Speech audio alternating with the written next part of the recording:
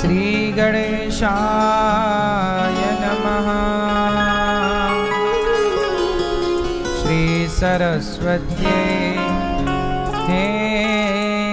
नमः। श्रीमते रामानुजाय नमः। श्री राधा कृष्णाभ्यां नमः। नारायणं नमस्कृत्य नरं चैव नरोत्तमं देवीं सरस्वतीं व्यासं ततो जयमुदीरये।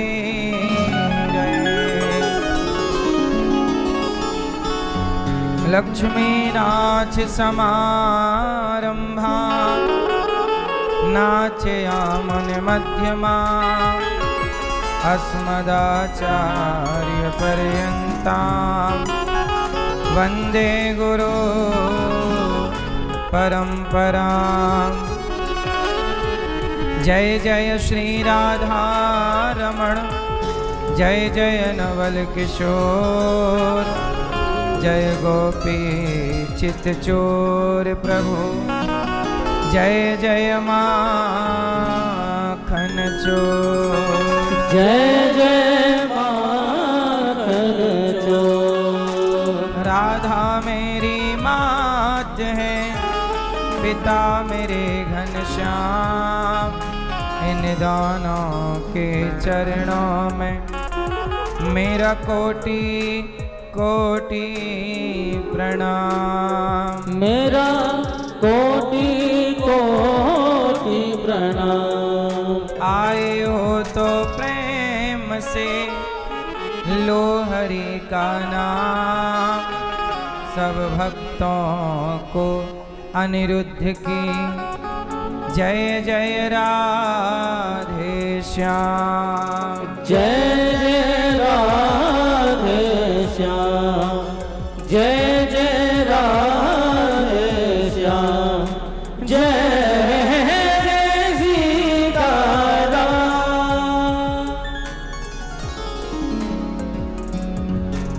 राधे राधे बोल श्याम आएंगे, आएंगे श्याम आएंगे। राधे राधे बोल श्याम आएंगे, आएंगे श्याम आएंगे। वृंदावन कहाँ दूर है, बरसाना कहाँ दूर है, सब तेरी नजर का कसूर है। राधे राधे बोल श्याम आएंगे, आएंगे श्याम आएंगे। जय हो।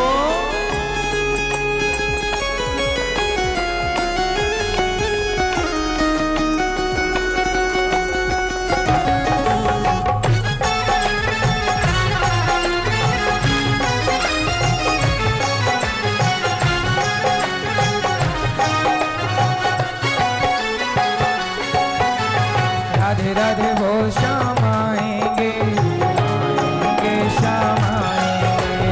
राधे राधे बोल श्याम आएंगे, आएंगे श्याम आएंगे। राधे राधे बोल श्याम आएंगे, आएंगे श्याम आएंगे। राधे राधे बोल श्याम आएंगे, आएंगे श्याम आएंगे। वृंदावन कहाँ दूर है, वृंदावन कहाँ दूर है, बरसाना कहाँ दूर है, बरसाना कहाँ दूर है, सब तेरी नजर का कसूर है। राधे राधे बोल श्याम आएंगे, आएंगे श्याम आएंगे। राधे राधे बोल श्याम आएंगे,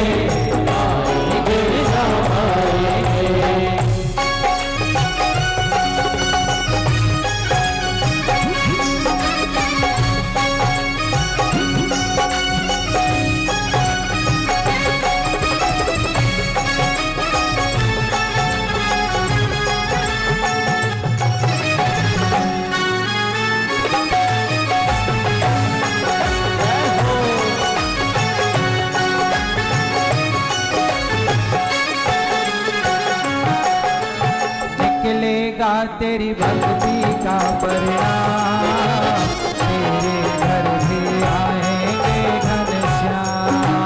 निकलेगा तेरी भक्ति का परिणाम, तेरे घर भी आएंगे घनश्याम।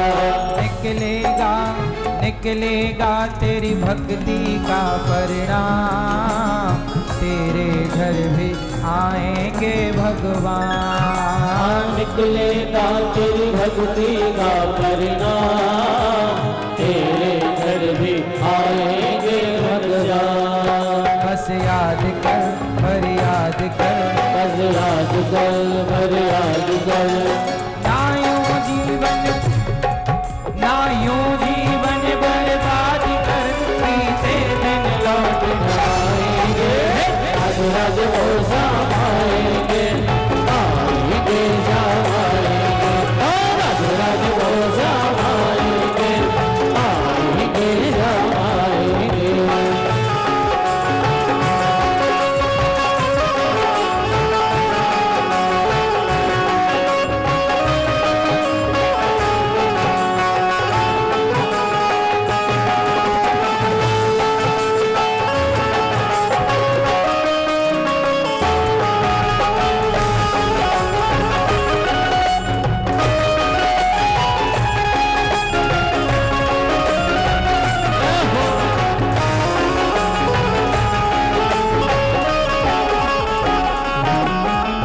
ना देखें कोई धर्म कर्म ना जात, जाने बस भक्तों के दिल की बात। आगे में कोई धर्म कर्म ना जाए, जाने बस भक्तों के दिल की बात। ना देखें, भगवान ये नहीं देखते तुम्हारा धर्म तुम्हारी जात क्या है।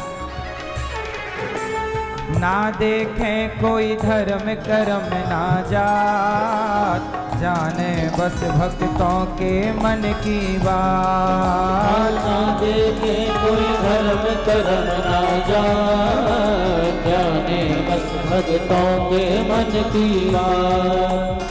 ना देखें कोई धर्म कर्म ना जात, जाने बस भक्तों के दिल की बात। ना देखे कोई धर्म कर्म ना जाए, जाने बस भक्तों के दिल की बात।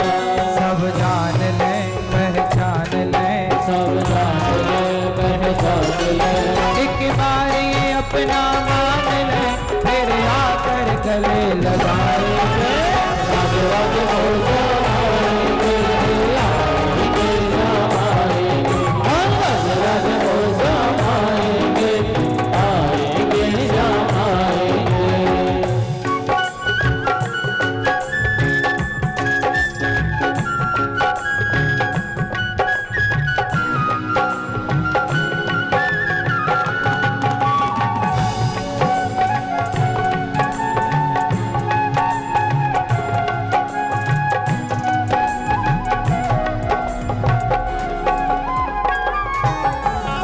लाखों में किसी एक को चुनते हैं, अंदर की आवाज को सुनते हैं।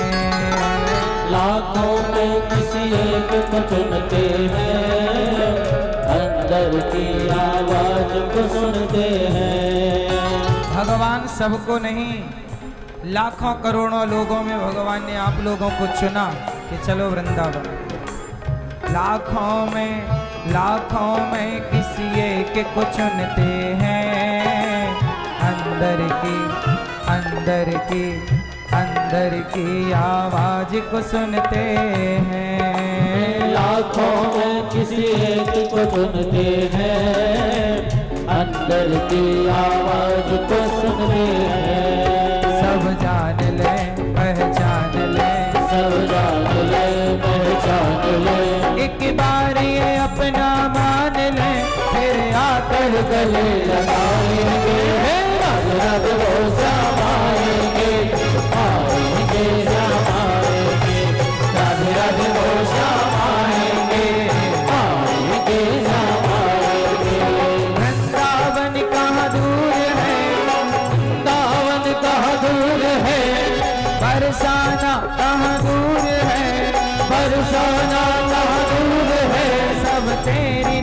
का कसूर है। राधे राधे बोल श्याम आएंगे, आएंगे श्याम आएंगे। राधे राधे बोल श्याम आएंगे, आएंगे श्याम आएंगे। राधे राधे बोल श्याम आएंगे, आएंगे श्याम आएंगे। राधे राधे बोल श्याम आएंगे, आएंगे श्याम आएंगे। राधे राधे बोल श्याम, राधे राधे बोल श्याम आएंगे, आएंगे श्याम आएंगे। राधे राधे बोल श्याम आएंगे, आएंगे श्याम आएंगे। राधे राधे बोल श्याम आएंगे,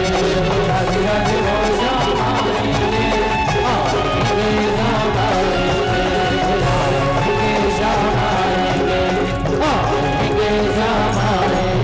आएंगे श्याम आएंगे, आएंगे श्याम आएंगे।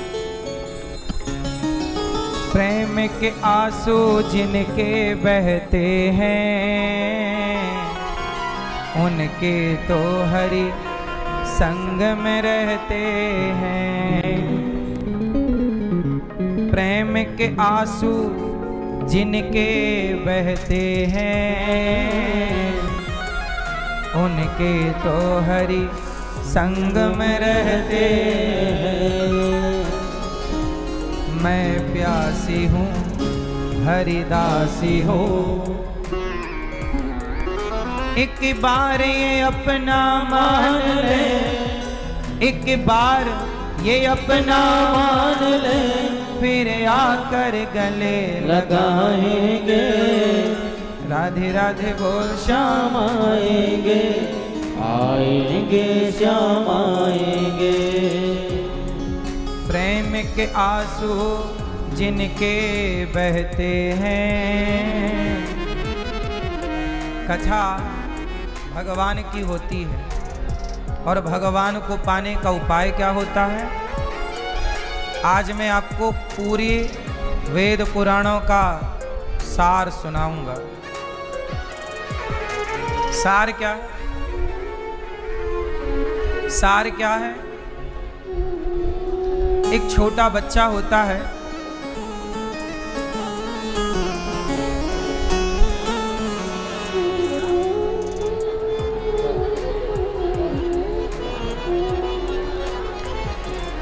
छोटा बच्चा क्या करता है?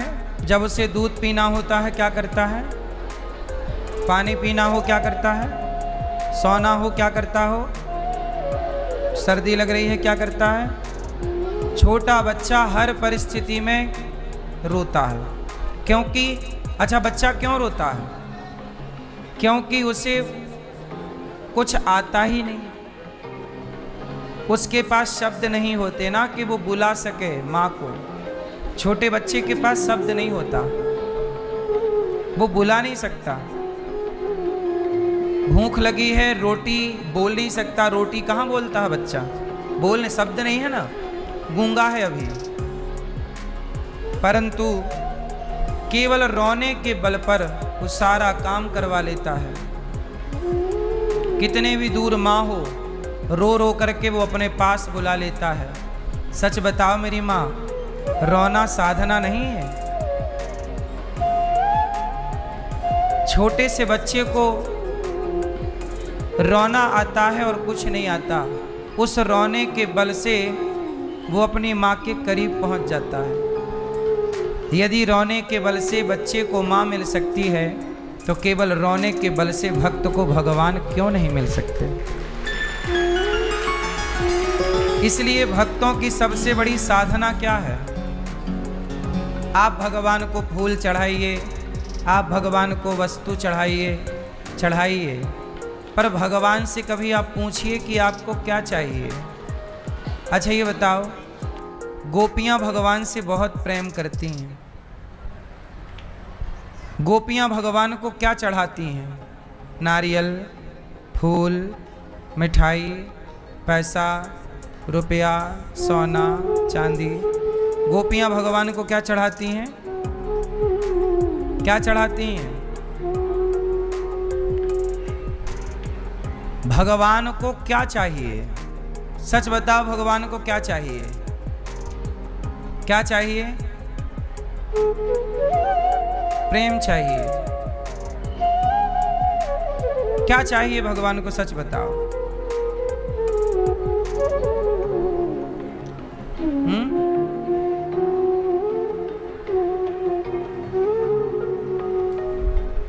भगवान को क्या चाहिए? भगवान को आप चाहिए। क्या चाहिए? आप। अब आप लोग कह रहे हैं कि भगवान को प्रेम चाहिए, पर जितना प्रेम आप अपने बेटे से करते हो, क्या आप इतना प्रेम भगवान से करते हो? जितना प्रेम आप संसार से करते हो, क्या इतना भगवान से करते हो? नहीं करते कुछ लोग। तो प्रेम चाहिए भगवान को, लेकिन प्रेम तभी तो मिलेगा जब आप अपने को भगवान के हवाले कर देंगे। भगवान को क्या चाहिए? भगवान को आप चाहिए। आप मीन्स खुद, स्वयं। माँ को क्या चाहिए? बेटे की बातें चाहिए या बेटा चाहिए?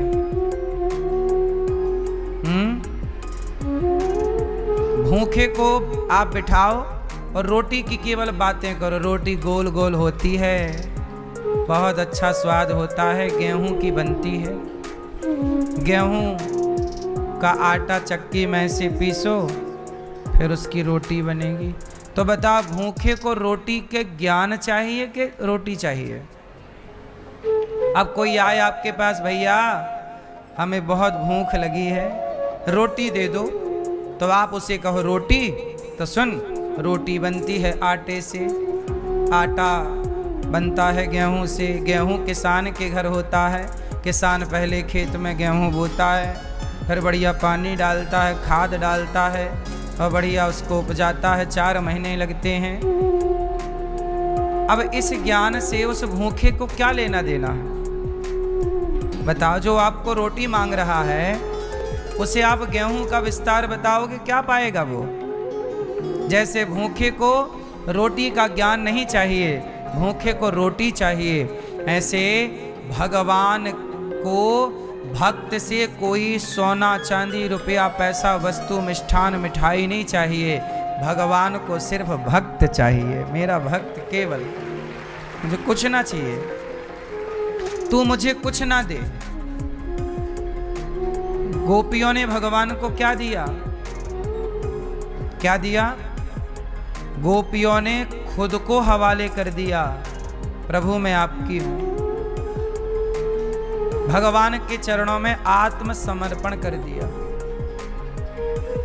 उद्धव जी जैसे ज्ञानी, उद्धव जी को भगवान कृष्ण ने कहा, जाओ वृंदावन, गोपियों को समझाओ, वो हमारी याद में रोती बहुत है। चले ज्ञानी उद्धव गोपियों को समझाने, पर गोपियां कौन थी? गोपियां कौन थी? गोपियां ज्ञानी थी या प्रेमी थी? ज्ञान बड़ा होता है कि प्रेम बड़ा होता है? कौन बड़ा? इसलिए भगवान से क्या करेंगे? प्रेम। कितना प्रेम करेंगे? अच्छा ये बताओ, आप लोग संसार से प्रेम करते हो कि भगवान से? तो संसार से क्या करते हो? आई लव यू तो आप संसार के लोगों को कहते हो। भगवान को आई लव यू कौन कह रहा आज के युग में? बोलो हाँ कि ना? तो प्रेम तो आजकल सबका संसार से ही है। तो जब संसार से प्रेम है आपका, जगत से प्रेम है, तो फिर जगन्नाथ से क्या है? भगवान से आपका क्या है? सच बताओ मेरी माँ, झूठ ना बोलो।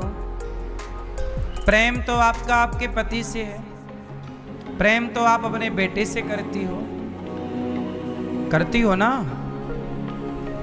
आप अपने बेटे से प्रेम करती हो, बेटी से प्रेम करती हो, पति से करती हो, पत्नी से है, माँ से है, पिता से है, भाई से है, बहन से है, दोस्त से है, सबसे आप लोग प्रेम ही तो करते हैं। अच्छा, जब सबसे प्रेम करते हैं तो भगवान से आप लोग क्या करते हैं? बोलो बोलो मेरी माँ, भगवान से आप लोग क्या करते हैं? मैया क्या बोलती तू। भगवान से क्या करते हैं? भक्ति। भक्ति कहां से आ गई बीच में? तो भक्ति से क्या होगा? यदि प्रेम ही नहीं है भगवान से तो भक्ति करते रहो, क्या होगा? बिना प्रेम के भक्ति जीरो है। भक्ति का अर्थ क्या है? सेवा। बिना प्रेम के कर लो भक्ति, कोई अर्थ निकल जाए, कोई फल मिल जाए तो बताना। परंतु प्रेम तो आपका जगत से है, तो जगन्नाथ से क्या है? इसका मतलब ये हुआ कि आप लोग प्रेम करते हैं संसार से। भगवान की भक्ति तो केवल आप इसलिए करते हैं, आप में से कुछ लोग, कि हे भगवान हम आपकी भक्ति इसलिए करेंगे कि हमारे घर में सब अच्छा ही अच्छा रहे। डरन के मारे लोग भक्ति करते हैं, डर के मारे, डर के कारण कि कहीं भगवान हमारा ऐसे ना कर दें, वैसे ना कर दें। जबकि भगवान कभी किसी का कुछ नहीं बिगाड़ते। भगवान तो वैसे हैं कि भगवान को जहर पिलाने आई पूतना, लेकिन जहर पिलाने वाली पूतना को भी तार दिया, उसका भी उद्धार कर दिया। इतने दयालु भगवान। भगवान को कोई लात भी मारे तो भगवान उसका पांव पकड़ के उसका भी कल्याण कर देते हैं। भगवान किसी से दुश्मनी नहीं करते कि तुम मेरे दुश्मन। भगवान का दुश्मन कोई नहीं है। भगवान का दुश्मन बोलो, सारे भगवान की संतान है। सारे भगवान की क्या है? चींटी से लेकर हाथी तक सब भगवान की ही संतान है। त्वमेव माता। जब भगवान हमारे माई बाप हैं तो भगवान हमारा क्या बिगाड़ेंगे? माँ बाप बच्चों का थोड़ी कुछ बिगाड़ते हैं, माँ बाप तो बच्चों का बनाते हैं। भगवान हमारा कभी कुछ नहीं बिगाड़ते। तो फिर ये बताओ कि जो आपका जीवन में बिगड़ता है, ये बिगाड़ता कौन है? फिर काम बिगड़ गया, नुकसान हो गया, ये सब हो गया उल्टा, किसी का पति चला गया, पत्नी चली गई, ये सब जो बिगड़ता है ये कौन बिगाड़ता है? भगवान तो बिगाड़ते नहीं। राम न मारे काहू को पापी नहीं आराम, आप ऐसे मर जाते हैं कर कर खोटे काम। भगवान किसी का कुछ नहीं बिगाड़ते। चलो बताओ बिगाड़ता कौन है? बोलो जोर से। कौन? कौन? आप खुद अपना बिगाड़ते हैं और आप खुद अपना बनाते हैं। आप गलत काम करोगे तो आपका सब बिगड़ेगा, आप भले काम करोगे तो आपका सब बनेगा। इसलिए भगवान का कहीं से कहीं तक कोई लेना देना। अब सवाल खड़ा हुआ कि जब हमारे कर्मों से ही हमें सुख दुख मिलता है, हम अच्छे कर्म करेंगे तो सब अच्छा होगा, बुरे कर्म करेंगे सब बुरा होगा। जब कर्म करने से ही अच्छा या बुरा होता है तो फिर हम भगवान की भक्ति करते क्यों हैं? जब कर्म ही करने से फल मिलना है अच्छा या बुरा, तो भक्ति क्यों की जाती है? मैया मैया बताओ, भक्ति क्यों करते हैं? बताओ भक्ति क्यों करनी चाहिए? क्या होता है भक्ति करने से? भगवान की शरण में जाना क्यों जरूरी है? क्यों जाना चाहिए? काय के लिए? मैया हैं? ज्ञान तो ऑलरेडी है आपके पास। इस धरती पे ऐसा कौन है जिसके पास ज्ञान ना हो? चींटी से लेकर हाथी तक के पास ज्ञान है। और ज्ञानी उद्धव थे तो सही, पर ज्ञानी उद्धव को भगवान ने गोपियों के पास भेजा। भक्ति क्यों करनी चाहिए? भगवान को क्यों पाना है? बोलो। हैं? बताओ प्रभु, वहीं से बताओ।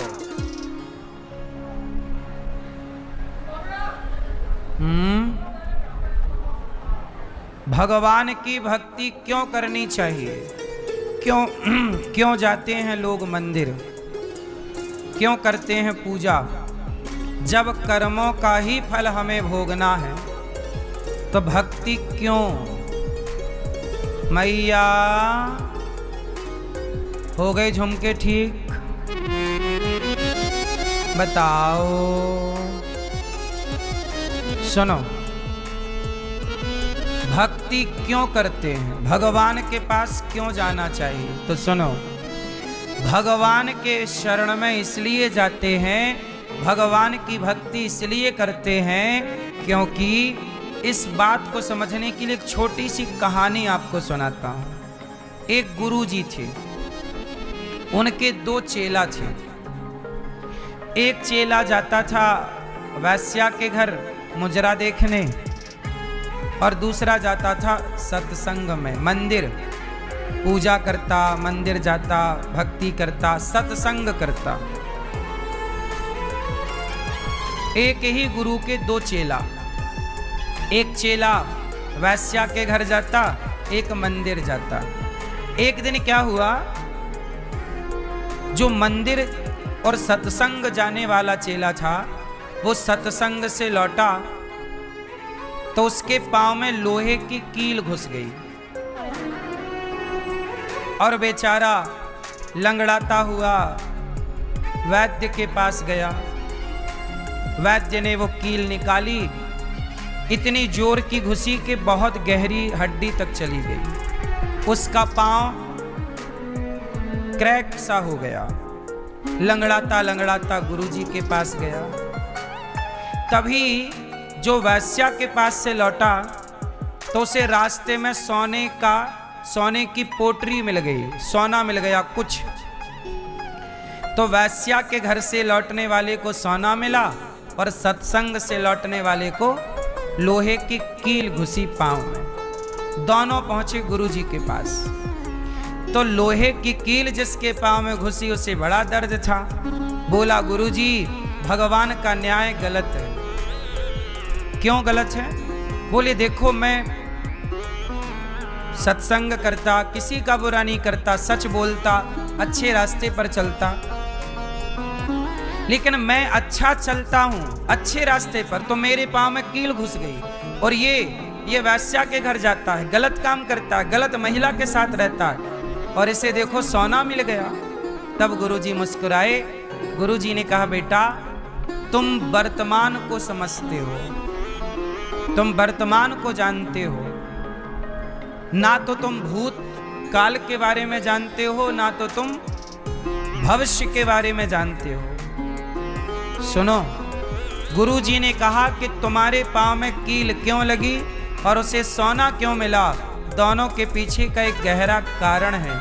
गुरुजी ने पूरा कारण बताया। गुरुजी ने कहा कि बेटा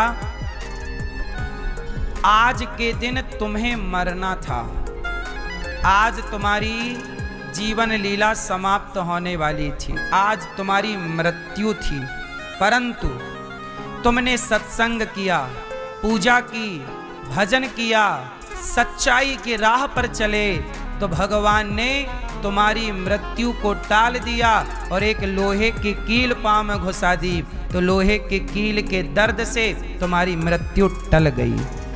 मरना था पर उस मौत को ईश्वर ने जरा से में टाल दिया।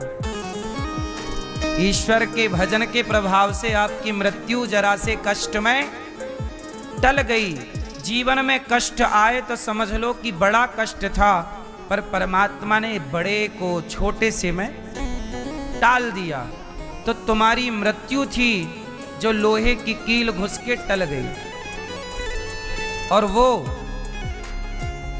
जिसे सोना मिला रास्ते में, वो आज के दिन बहुत बड़ा राजा बनने वाला था, बहुत धनवान होने वाला था, उसके भाग्य में बहुत सारा सोना चांदी था, वो राजा बनने का भाग्य लेके पैदा हुआ था, परंतु उसने अपनी संगति गलत कर ली, वैश्या के संग रहने लगा, गलत आचरण करने लगा तो उसका गलत आचरण करने से उसका सारा पुण्य समाप्त हो गया और उसको अब जरा सा सोना मिलना खजाना था तो 2-4 तोला ही मिल गया और उसका सारा पुण्य गलत संगत में गलत जगह जाने से समाप्त हो गया और उसे इतना मिला, उसे लग रहा है कि ये बहुत है, तुम्हें बहुत मिलना था पर तुमने गलत किया तो वो चला गया। बात समझ में आई? इसका अर्थ ये है कि भगवान की भक्ति क्यों की जाती है। भगवान की भक्ति के मुख्य 2 कारण हैं। पहला कारण तो यही कि हम भगवान की शरण में रहते हैं तो जैसे पानी बरसता है पर छाता यदि आपके पास है तो छाता कुछ आपको पानी से बचाता है, उसी तरह जो भगवान की छत्र छाया में है वो भगवान की छत्र छाया में रहने से बहुत सारे कष्टों से, बहुत सारे पापों से बच जाते हैं। दूसरा कारण भगवान की भक्ति क्यों की जाती है? इसलिए की जाती है कि भगवान की भक्ति से ही हम 84 लाख योनियों के चक्कर से मुक्त हो सकते हैं, वरना कोई हमें धरती पर मुक्त नहीं कर सकता। तो भगवान की भक्ति हम 84 के चक्कर से मुक्त होने के लिए करते हैं। कबीरदास जी ने एक दोहा गाया है, अर्थ बताइएगा आप सब लोग। कबीरदास जी ने कहा, चलती चक्की देख कर दिया कबीरा रोए, 2 पाटन के बीच में साबुत बचा न कोई।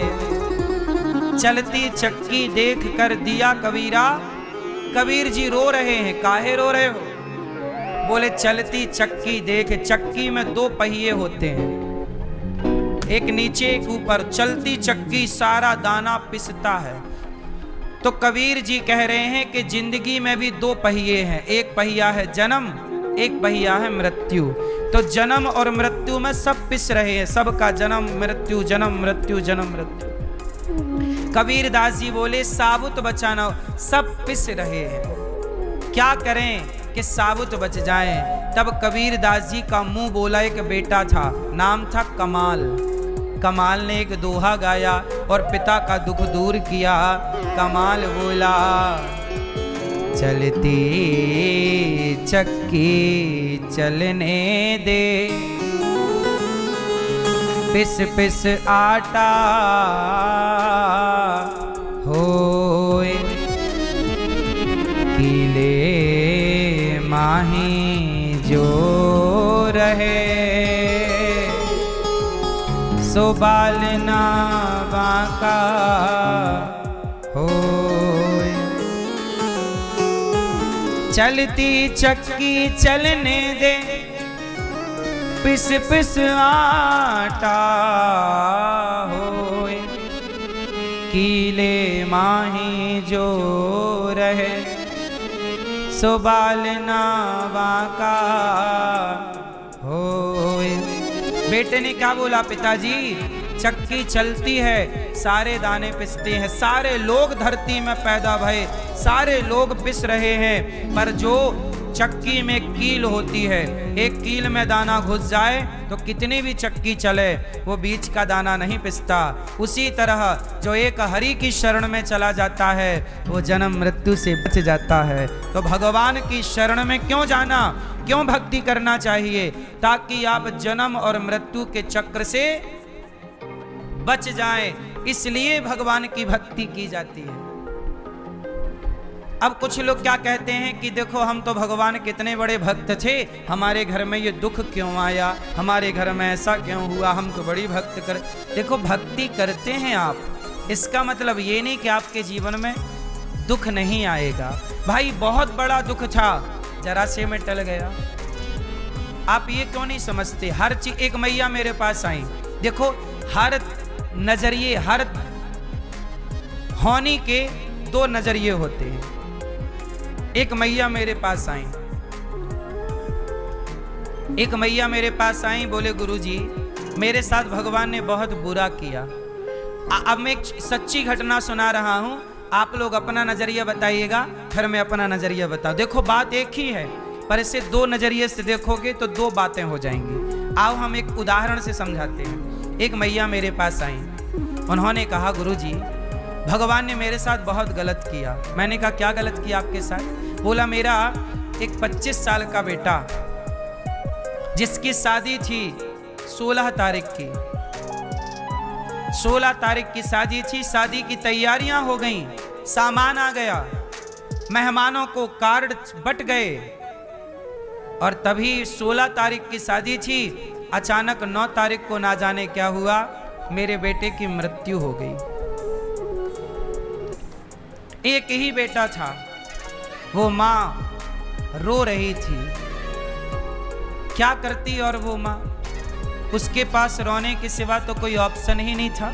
एक ही बेटा था, आंखों का तारा था, बुढ़ापे का सहारा था।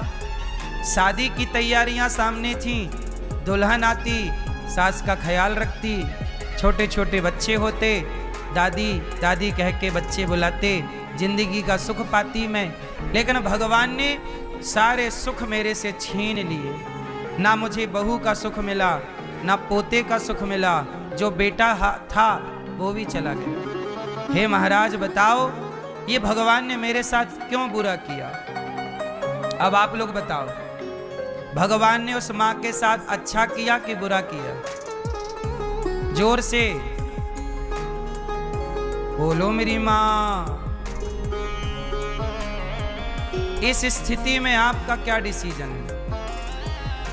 क्या कहोगे, भगवान ने बुरा किया कि अच्छा किया? नहीं डिसाइड कर पा रहे हैं ना आप लोग? आप क्या कहेंगे, सही कहेंगे कि गलत? आप कुछ कहने की स्थिति पर नहीं है। लेकिन मैंने उस माँ को क्या कहा? मैंने उस माँ को जो कहा वो सुनिए। मैंने उस माँ को कहा, माँ आप कहती हो कि भगवान ने आपके साथ गलत किया, ये बताओ आपके भाग्य में तो बेटा था ही नहीं, आपके भाग्य में पुत्र सुख था ही नहीं, पर आपने जो पूजा की, भक्ति की, भजन किया, उस पुण्य के कारण भगवान ने तुम्हारी रेखाओं को बदल दिया और तुम्हारे किस्मत में 25 साल के लिए परमात्मा ने पुत्र का सुख लिख दिया। आपके भाग्य में कोई पुत्र सुख था ही नहीं, पर 25 वर्ष के लिए ईश्वर ने आपको पुत्र का सुख लिखा। तो जब ईश्वर ने आपको पुत्र दिया तब आपने धन्यवाद ना दिया ईश्वर का, लेकिन जब ईश्वर ने पुत्र देकर वापस बुला लिया तो आप शिकायत करने लग गई कि भगवान ने पुत्र बुला लिया। आज बताइए, जब ईश्वर आपको बेटा देता है, बेटी देता है, सुख देता है, तो कौन ईश्वर को धन्यवाद देता है? लेकिन कुछ ना हो, छिन जाए तो गालियां देते हैं लोग भगवान को, शिकायत करते हैं लोग भगवान से, तुमने ऐसा क्यों किया? एक बात बताओ मेरी माँ, आपको थोड़ी देर के लिए भगवान बना दिया जाए, आप जरा भगवान के पद पर बैठ कर देखिएगा और संसार भर की समस्याएं आप सॉल्व करिएगा, कर पाओगे? मैंने कहा माँ, जब तुम्हारे बेटा नहीं हो रहा था तब तुमने भगवान से कहा था, हे भगवान एक बेटा दे दे, कैसा भी चलेगा, बस एक बेटा दे दे। तब भगवान ने दे दिया। ये संसार है, जो मिला है उसमें प्रसन्न रहा जाए, जो नहीं मिला उसकी शिकायतें करके क्या पाओगे?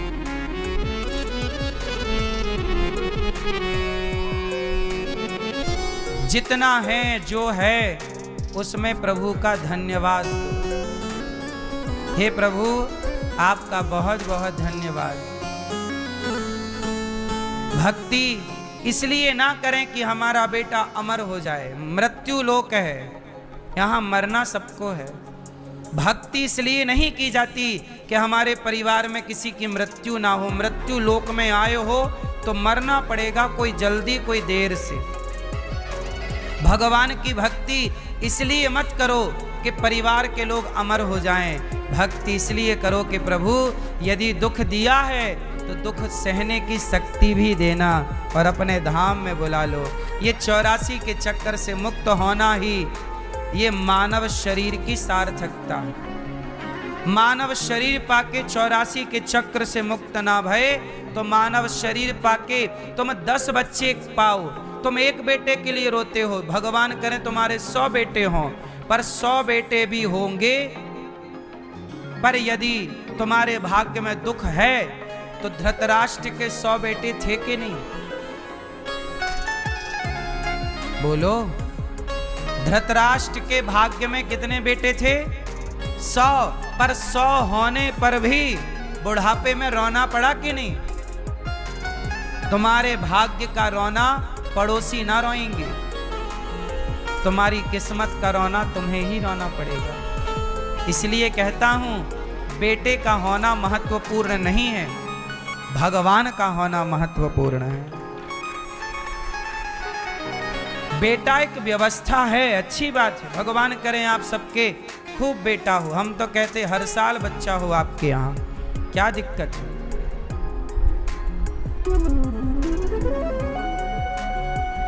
परंतु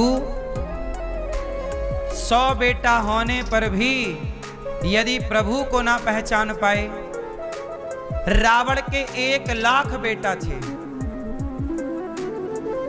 रावण के कितने बेटा हैं? बोलो मेरी मां, 1 लाख बेटा हैं। लेकिन उस रावण को भी 1 लाख बेटा होने पर भी जब रावण मरा तो 1 लाख बेटे में एक भी बेटा उसकी चिता में आग देने के लिए नहीं था। बोलो हाँ, ये बात सही है कि गलत है? 1 लाख बेटों में एक भी रावण की चिता पे आग लगाने के लिए जीवित नहीं था। इसलिए कहता हूं कि बेटे हो जाएं अच्छा है, पर बेटा ही सब कुछ है ऐसा नहीं है मेरी मां। भगवान को पाना, भगवान की शरण में रहना जीवन को। अब आप लोग कहते हो हमारा वंश, भगवान करे सबका वंश चले, पर याद रखिएगा भगवान की कृपा से ही सब कार्य होता है। इसलिए कहता हूं कि जिंदगी भी उनके हाथ में है और मृत्यु भी उनके हाथ में है। इसलिए आप तो बच्चे पैदा करो और बच्चों को भगवान के चरणों में समर्पित कर दो। प्रभु ये संतान आपकी है, आप इसके जीवन दाता हैं, प्राण दाता हैं। जो आपको चलाना है, जिस रास्ते पर ले जाना, ये संतान आपकी है। आप जानो, आपका काम जानो, और आप अपने को हटा लो वहां से, इस अभिमान से हटा लो कि मैं इसका पिता हूं या मैं इसकी मां हूं। एक बाप अपने बेटे के लिए इतनी बेहतर प्लानिंग नहीं कर सकता, एक माँ अपने बेटे के लिए इतनी बेहतर प्लानिंग नहीं कर सकती जितनी बेहतर प्लानिंग भगवान करके दे सकते हैं। एक बार भगवान पर छोड़ो तो सही। अब आप लोग क्या बने रहते हैं सारी जिंदगी? मैं इसकी माँ हूं, मैं इसका बाप हूं। सच बताओ मेरी माँ, आप बच्चों के माँ बाप हैं या भगवान बच्चों के माँ बाप हैं? कौन सी बात सही है, आप या भगवान? तो आप लोग क्या हैं बच्चों के? आप लोग भगवान बच्चों के क्या हैं? आप कहती हो ना मैं इसकी माँ हूं, मैं इसका बाप हूं। तो यदि आप माँ बाप हैं तो फिर भगवान माँ बाप कैसे हुए? और भगवान माँ बाप हैं तो आप माँ बाप कैसे हुए? दोनों बातें सत्य नहीं है, एक सत्य है। अब एक जो सत्य है वो आप लोग मुझे बताओ, क्या सत्य है? आप माँ बाप हो बच्चों के या भगवान माँ बाप हैं बच्चों के? क्या सही है?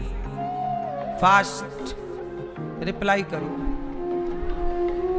कौन सी बात सही है? बच्चों के माई बाप आप हो या भगवान है? बोलो मेरी माँ, कौन है? जोर से। भगवान है। तो फिर आप लोग कौन हो?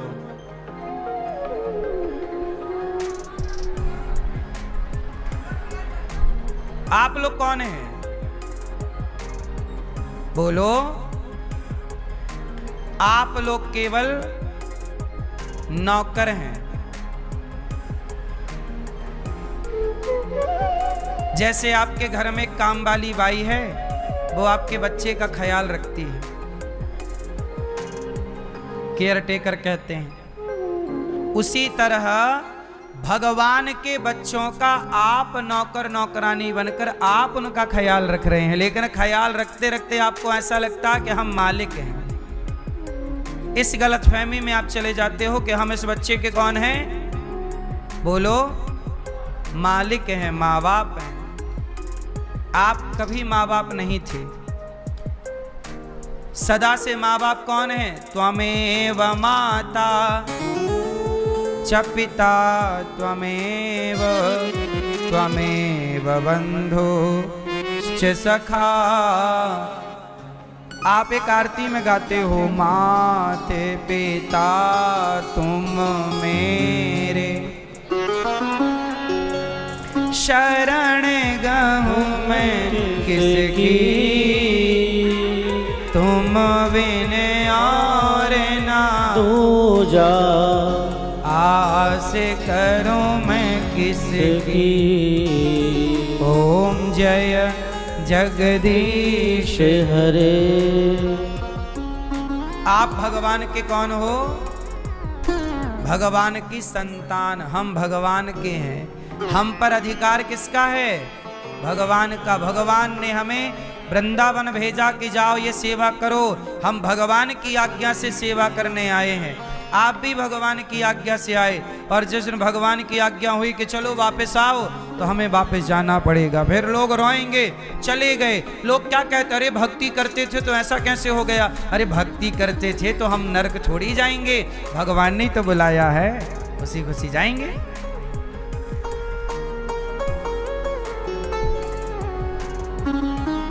अब मैं फिर आऊं सी बात पर, प्रेम। मैया, ये बच्चा आपका नहीं है, संतान अपनी भगवान के हवाले कर दो। प्रभु आप केवल देख रेख करो, पढ़ाओ लिखाओ, संस्कार सब करो, पर ये घमंड नहीं कि मैं बाप हूं, मैं मां हूं। नहीं, भगवान है।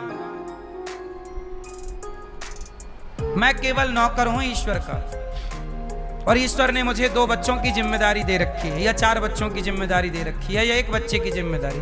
ये फैक्ट्री, ये मकान, ये दुकान, ये सब प्रभु का है। मैं केवल नौकर बन के प्रभु की फैक्ट्री संभाल रहा हूं, मालिक बनकर नहीं।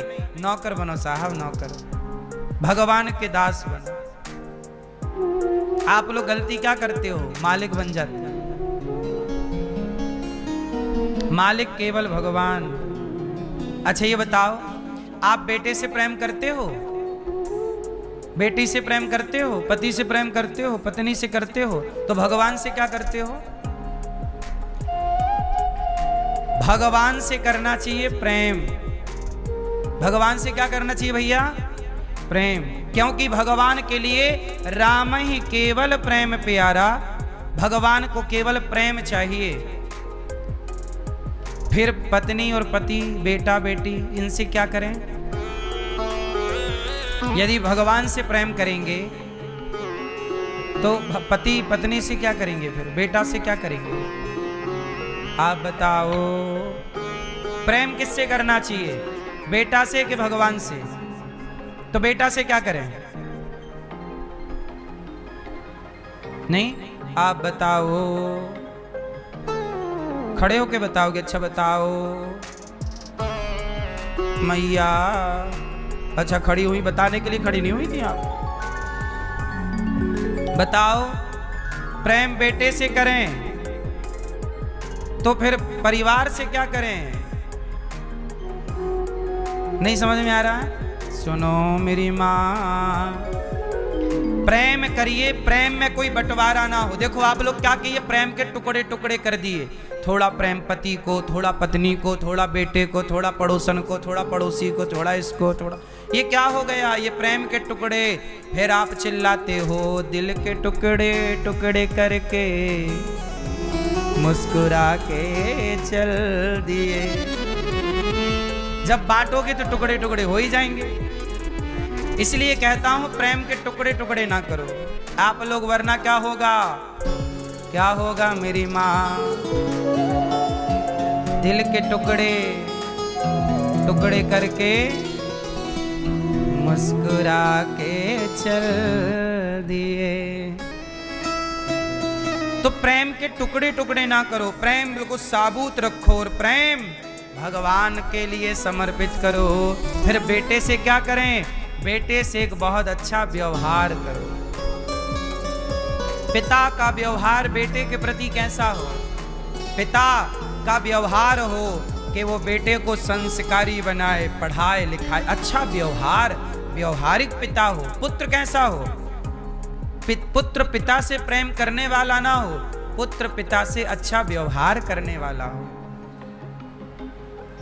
पत्नी पति से क्या करे, प्रेम करे या व्यवहार करे। अब प्रेम बहुत अच्छा करती है पत्नी, पर व्यवहार ऐसा है कि जब बोलती है तो ऐसा लगता है डंडा पटक रही है। तो क्या करोगे इसके प्रेम का। हमें बहुत प्रेम करने वाली पत्नी नहीं, बहुत अच्छा व्यवहार करने वाली पत्नी चाहिए, जो हमारे साथ बहुत अच्छा व्यवहार रखे, सारी जिंदगी व्यवहार अच्छा रखे। आपको कैसा पति चाहिए, जो आपके साथ बहुत अच्छा व्यवहार करे, जो आपका सदा सम्मान करे, सदा आपका आदर करे, आपकी इज्जत करे, आपके माँ बाप की इज्जत करे। पत्नी कैसी हो, मेरी भी इज्जत करे, मेरे माँ बाप की भी इज्जत करे। एक व्यवहार कुशल स्त्री चाहिए, एक व्यवहार कुशल पति चाहिए। आजकल के पति लोग क्या हैं, व्यवहार कुशल नहीं है। अच्छा ये बताओ, व्यापार प्यार से चलता है कि व्यवहार से, बोलो। व्यापार प्यार से नहीं चलता। आप ग्राहकों से प्यार करिए, कुछ ना होगा। सारे ग्राहक आए, आप सबको आई लव यू कहिए, आई लव यू सरकार, क्या लोगे, हल्दी लोगे, मसाला, आई लव यू ना चलेगा वहां। आप दुकानदार हैं तो बढ़िया व्यवहार करिए ग्राहक से, वो डबल आएगा, टिबल आएगा, बार बार आएगा। और आपका व्यवहार खराब है, वो कितना भी प्यार करो, भर भर के आई लव यू कहो, कुछ ना होगा। बोलो हाँ। इसलिए हर रिश्ते को बेहतर व्यवहार की जरूरत है। गौरी गोपाल आप आए, बताओ मेरा व्यवहार आपको कैसा लगा। तो मैंने आपके साथ प्यार किया कि व्यवहार किया। आप जब किसी के घर मेहमानी पे जाते हो तो वो आपसे प्यार करता है कि व्यवहार करता है। साहब रिश्ते व्यवहार से ना चलते हैं। और आप लोग एक बात भी बोलते हो, यार उसका व्यवहार चुकाना है। चलो जब आप किसी की शादी में जाते हो तो वो कॉपी में आपका नाम लिखता है कि आपने 100 रुपये हमारी बेटी के ब्याह में दिए, एक स्टील का कुकर दिया, तो ये व्यवहार लिखा जाता है। ये क्या होता है, यही ना लिखा जाता। व्यवहार की डायरी कहाँ है, व्यवहार लिखा जाता है। जब आप उसके घर जाते हैं तो व्यवहार चुकाने जाते हैं। रिश्ते कैसे चलते हैं, आप जबरदस्ती प्यार घुसा रहे हैं, घुसना है ही नहीं उसे। प्यार केवल भगवान के लिए, प्रेम के योग ईश्वर। इसलिए भगवान से प्रेम कीजिए, खूब प्रेम कीजिए, प्रेम का बंटवारा ना कीजिए, प्रेम के टुकड़े टुकड़े ना कीजिए। केवल पूरा का पूरा प्रेम भगवान के चरणों में समर्पित कर दीजिए। और एक अच्छा व्यवहार रखिए अपनी पत्नी से, अच्छा व्यवहार। अच्छा ये बताओ, आपके गांव में मोहल्ले में कोई व्यवहार कुशल व्यक्ति हो तो आप बहुत प्रभावित होते हैं उसके व्यवहार से। बोलो हाँ। सब लोग तारीफ करते हैं, यार ये आदमी बहुत अच्छा व्यवहार कुशल, जब भी मिलता राम राम करता, हंसते ही रहता, मुस्कुराते, ये व्यवहार है। अब आपकी पत्नी जब मिले लेकिन मुंह फुलाए घूमे, पति जब मिले तो मुंह फुलाए घूमे, तो क्या करोगे, कैसे कटेगी जिंदगी इसके साथ। इसलिए जब भी आप मिलें मुस्कुराते हुए मिलें, यही ना व्यवहार है। जब आप से कोई, आप किसी से मिलें, भैया राम राम, आइए आइए, जब आप किसी की शादी में जाते हो तो लड़की का बाप द्वार पे खड़ा रहता है, आइए आइए स्वागत, आइए आइए, मुस्कुराता हुआ मिलता है। ये व्यवहार है। आप भी अपनी पत्नी से मुस्कुराते हुए मिलिए, आप अपने पति से मुस्कुराते हुए मिलिए, बच्चों से मुस्कुराते हुए मिलिए और सदा मुस्कुराइए। ये व्यवहार है। पत्नी को रोज कहिए कि तुमने जो दाल बनाई बहुत बढ़िया है, तुमने जो सब्जी, तुम्हारे जैसा भोजन कोई नहीं बना सकता तुम्हारे सिवा। ये पति का एक अच्छा व्यवहार है पत्नी के प्रति। पत्नी का भी व्यवहार हो। अब आप बताओ मेरी बात से आप सहमत हैं या नहीं? कितने लोग सहमत हैं? तो पति से क्या हो आपका? बहुत अच्छा, अच्छे व्यवहारिक पति बनो, और व्यवहारिक पति बनो और चरित्रवान पति बनो, जहां आपकी पत्नी के सिवा कोई दूसरी नारी ना हो। पत्नी को धोखा मत देना, पत्नी को धोखे में मत रखना, पति को धोखा मत देना, पति को धोखे मत रखना, क्योंकि रिश्ते तब टूटते हैं जब धोखा बीच में प्रवेश कर जाता है। क्यों जी?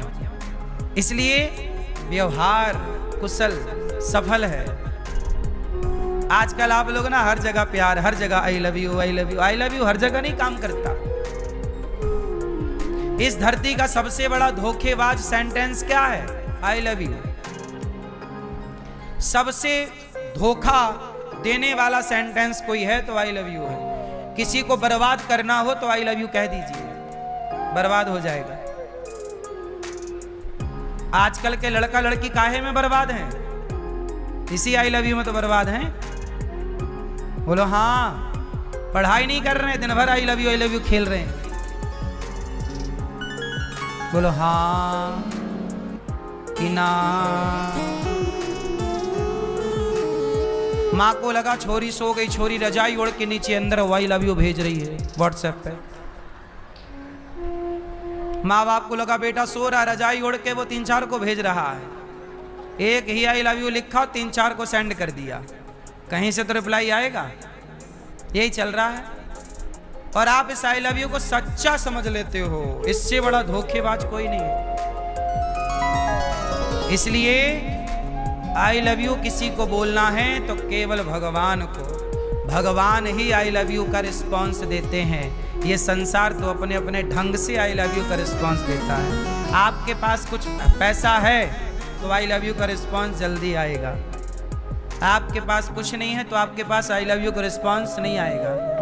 बोलो हाँ, आपकी इज्जत है, पैसा है, आप सुंदर हैं तो आई लव यू का रिस्पॉन्स आएगा। आपके पास कुछ भी नहीं है तो मजदूरी करने वाले जो घूम रहे हैं कुछ लोग, कई लोग ऐसे हैं 40-40 साल के हो गए, शादी नहीं हो रही, उन्हें तो कोई आई लव यू नहीं बोल रहा है। तुम्हारे पास कुछ है तो आई लव यू है। मतलब आई लव यू तुम्हारे लिए नहीं है, तुम्हारे बैकग्राउंड में जो रुपया पैसा पद प्रतिष्ठा है ये आई लव यू उसके लिए था। क्यों जी, बात सही है? लोग आपको आई लव यू नहीं बोलते, आपके बैकग्राउंड को आई लव यू बोलते हैं। आपका स्टेटस क्या है, इमेज क्या है, पैसा कितना है। आपके पास पैसा है तो खूब आई लव यू है, पैसा नहीं है कुछ नहीं। हाँ या ना? इसलिए धोखे में ना पड़े। आई लव यू एक प्रकार का धोखा है। आई लव यू बोल के लड़कियों के साथ दुराचार होता है।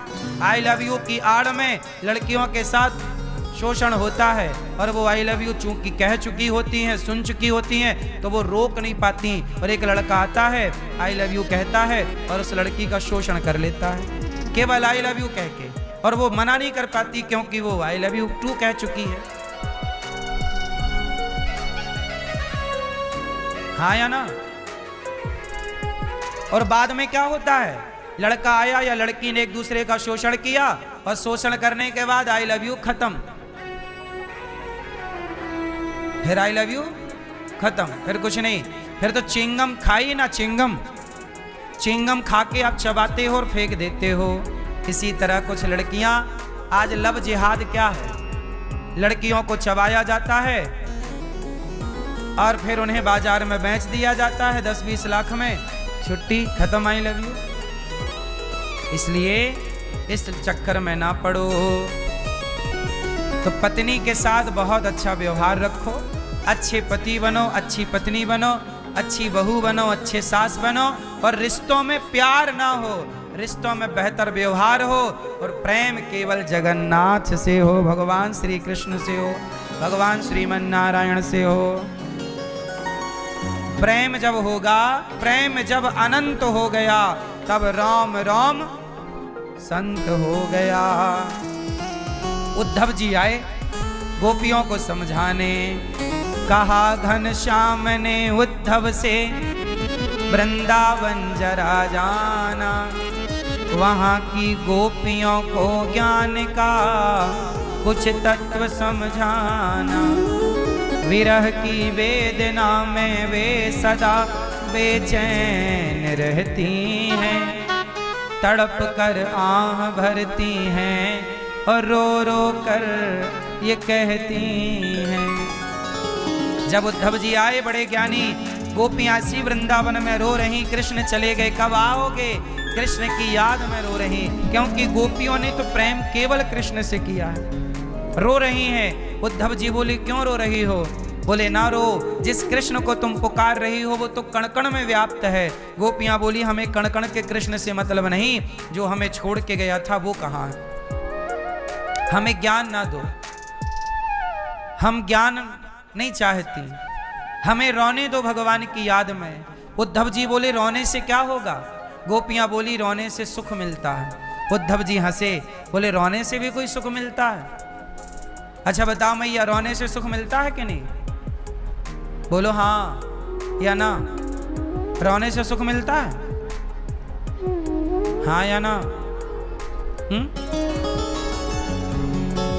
एक रोना ऐसा है जो सुख देता है, बताओ कौन सा? कौन सा? एक रोना है मैया जो बहुत सुख देता है, कौन सा? हाँ, एक रोना ऐसा है जो हर स्त्री रोना चाहती है। जब स्त्री के बच्चा होता है तो हर स्त्री रोती है। हंसते हंसते बच्चा पैदा होता है कि रोते रोते? हाँ, बिना रोए तुम्हें बेटा नहीं मिलता, तो बिना रोए भगवान कैसे मिलेंगे? पर बेटे के लिए रोने का भी एक माँ का सुख है। पेट फड़ा होता है, चीरा लगा होता है, पर बच्चा जब छाती पे लगता है ना, तो सारा दर्द भूल करके बेटे का सुख पाती है। और हर स्त्री को पता है कि बड़ा दर्द होता है, फिर भी ये रोना, वो रोना चाहती है। यदि ये रोना ना रोए तो भगवान के आगे जाके रोती है, भगवान वो रोना रुलाओ, बच्चा दो। जैसे एक स्त्री पुत्र के लिए रोना अपना सौभाग्य मानती है, प्रसव का रोना अपना सौभाग्य मानती है, ऐसे ही उद्धव भगवान के लिए रोने के लिए हम गोपियां अपना सौभाग्य समझती हैं। कुछ लोग पैसे के लिए रोते हैं, परिवार के लिए रोते हैं। गोपियां कितनी भाग्यशाली हैं कि कृष्ण के लिए रो रही हैं। अच्छे हैं वो लोग जो भगवान की याद में रोया करते हैं। कन्हैया को एक रोज रो कर पुकारा, कृपा पात्र किस दिन बनूंगा तुम्हारा। भगवान की याद में रोया करो। जब गोपियां रोने लगी, एक सखी बोली, अब मैं मर जाऊंगी। दूसरी ने कहा, आशा रख पगली आएंगे। मत रो सखी, कहा था ना आऊंगा 2 दिन में। बोले, कैसे कहा था? कहा तो था आए नहीं। गोपियां बोली, आशा रख पगली आएंगे, लौटे न आए श्याम सखीरी,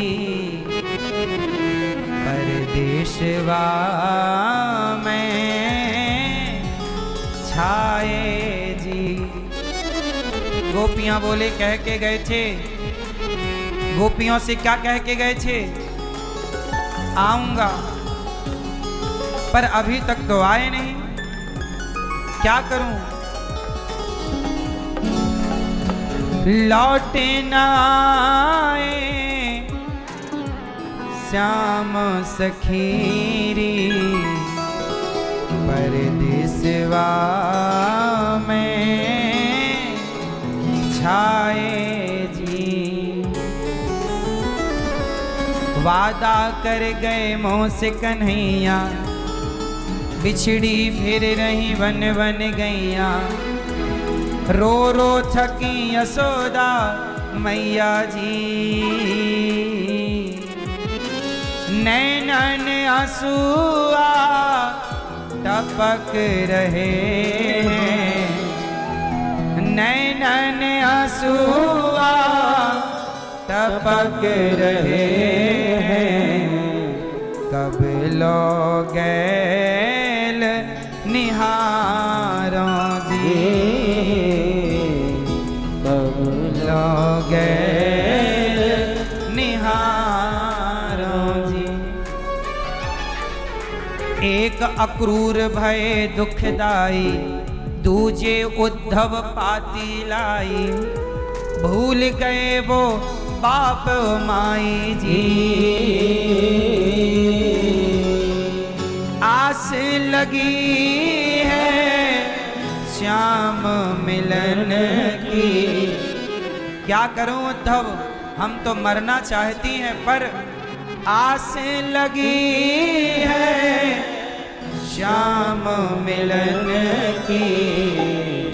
किस विध प्राण निकालो जी।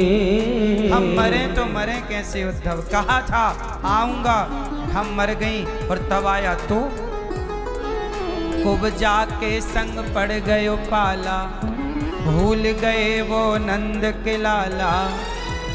अब न आए नंद के लाला जी,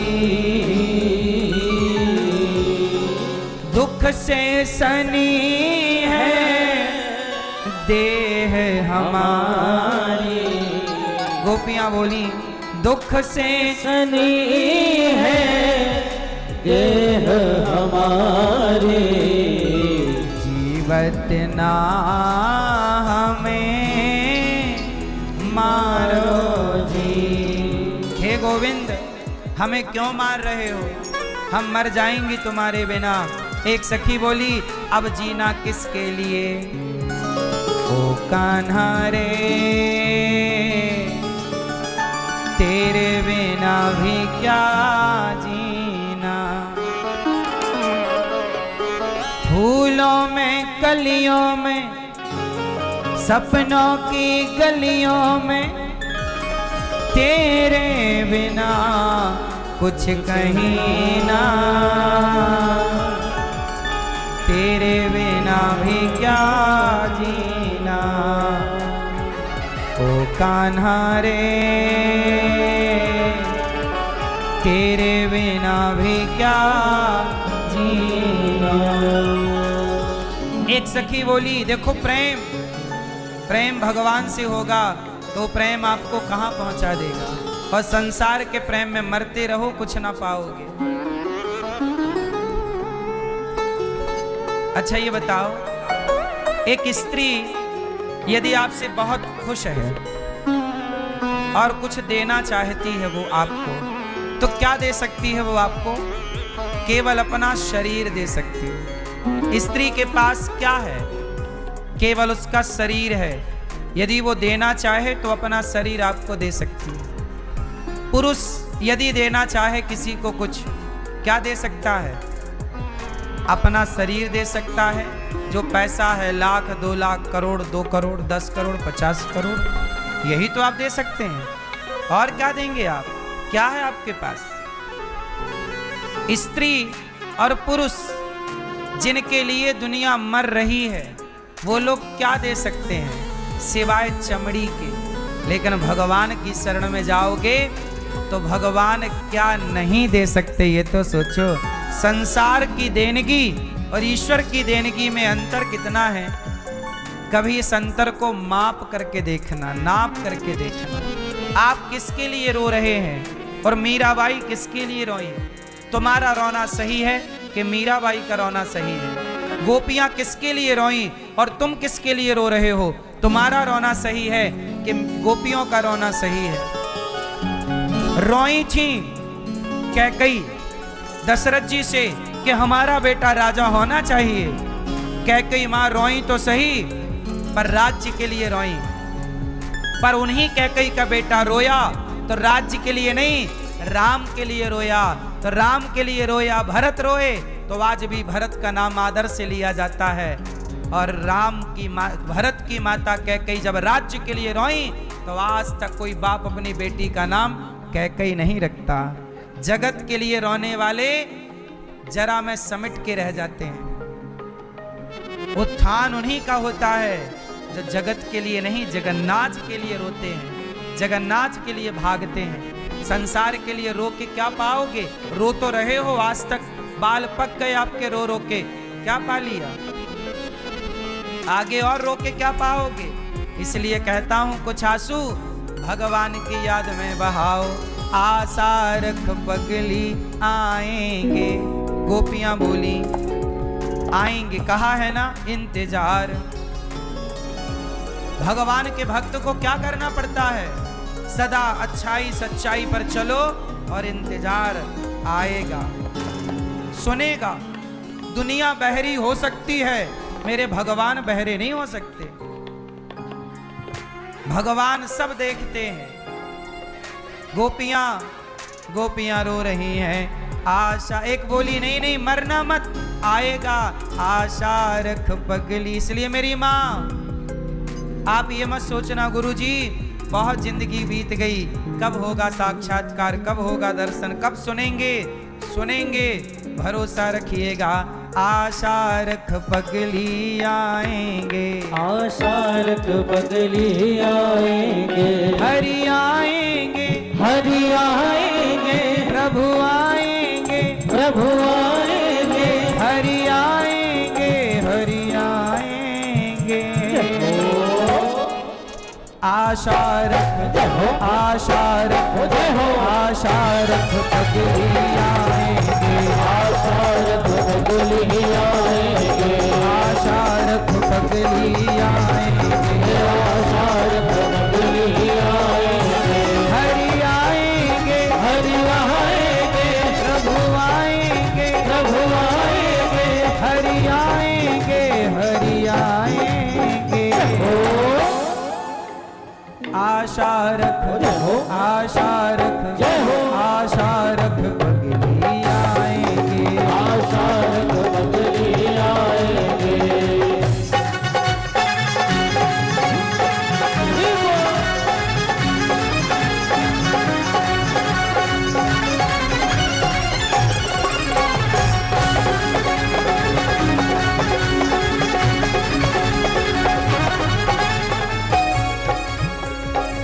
गोपियां बोली पहले मुख चंद्र दिखा करके, चांद जैसा मुंह दिखाए कन्हैया और छोड़ के भाग गए। पहले मुख चंद्र दिखा करके, फिर हाय वियोग दिखाने लगे। निज प्रेम की नाव चढ़ा करके, मझधार में नाव डुबाने लगे। मझधार में नाव डुबाने लगे, मझधार में नाव डुबाने लगे। बस एक ही बार हंसा करके, गोपियां बोली बस एक ही बार हंसा करके, अब सारी उम्र रुलाने लगे। करुणा करनी तो दूर रही, करुणा निधि होके रुलाने लगे। करुणा निधि होके रुलाने लगे, करुणा निधि होके रुलाने लगे। हरि आएंगे, हरि आएंगे, प्रभु आएंगे, प्रभु आएंगे, हरि आएंगे, हरि आएंगे। आशा रख, आशा रख, आशा रख पगली आएंगे, आशा रख पगली आएंगे, आशा रख पगली आएंगे, आशा रख पगली आएंगे।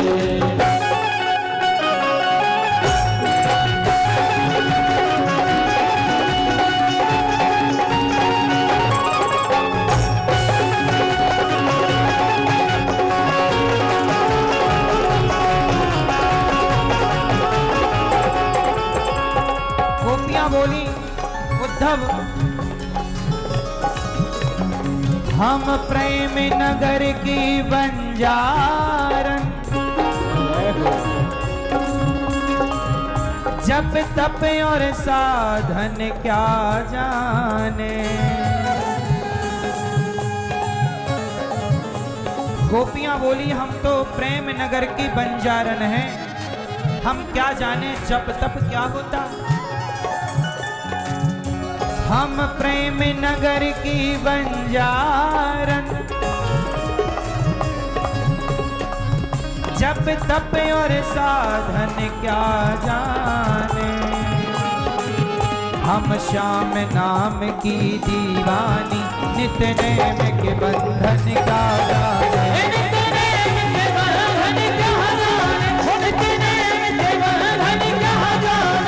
और गोपियां बोली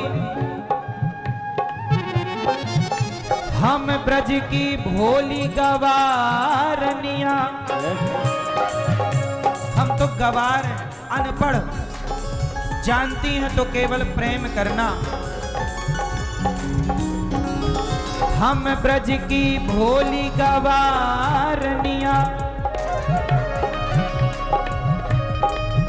ब्रह्म ज्ञान की उलझन क्या जाने। मेरे और मोहन की बातें एक मैं जानूं या वो जाने। एक मैं जानूं या वो जाने, हो एक मैं जानूं या वो जाने। हरि आएंगे प्रभु आएंगे प्रभु आएंगे। हरि आएंगे आशा रख आशा रख जय हो आशा रख पगली आएंगे आशा रख पगली आएंगे।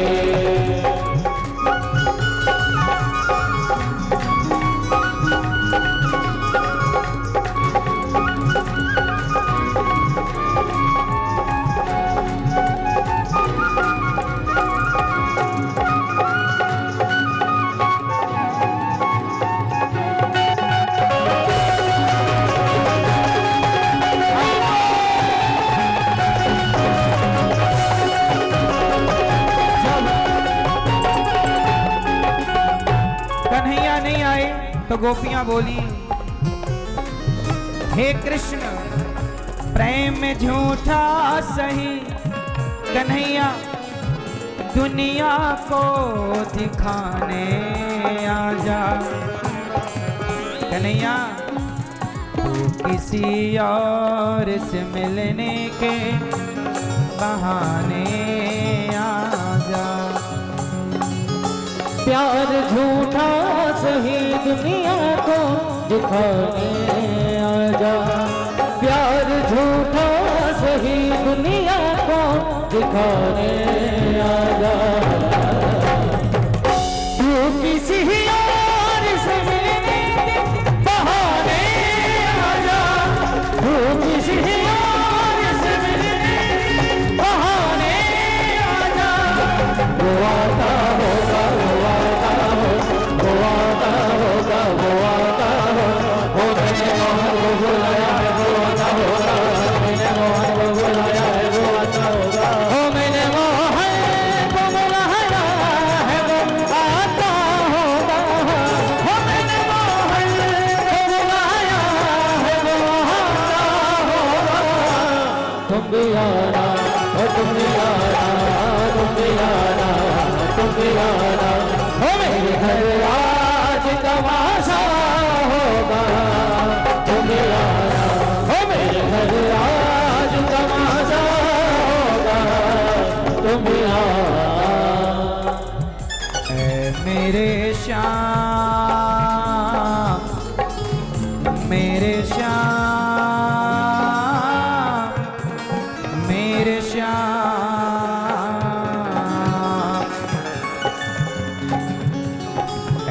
मेरे श्याम लौट के आजा।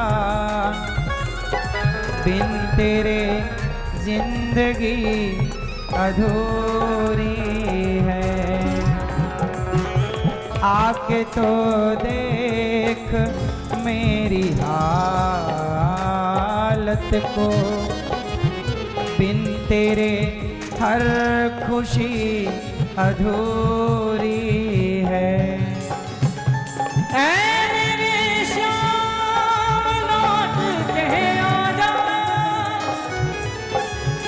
बिन तेरे जिंदगी अधूरी है। आके तो देख मेरी हालत को, बिन तेरे हर खुशी अधूरी है। बिन तेरे हर खुशी अधूरी है।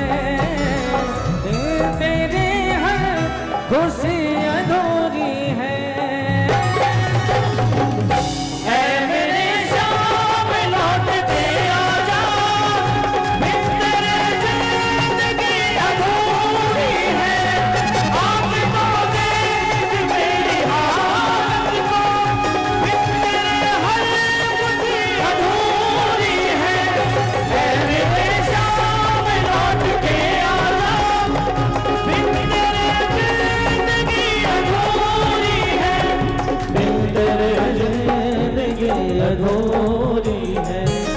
बिन तेरे जिंदगी अधूरी है। बिन तेरे जिंदगी अधूरी है। ऐ मेरे श्याम लौट के आजा, बिन तेरे जिंदगी अधूरी है। आके तो देख मेरी हालत को, बिन तेरे हर खुशी अधूरी है।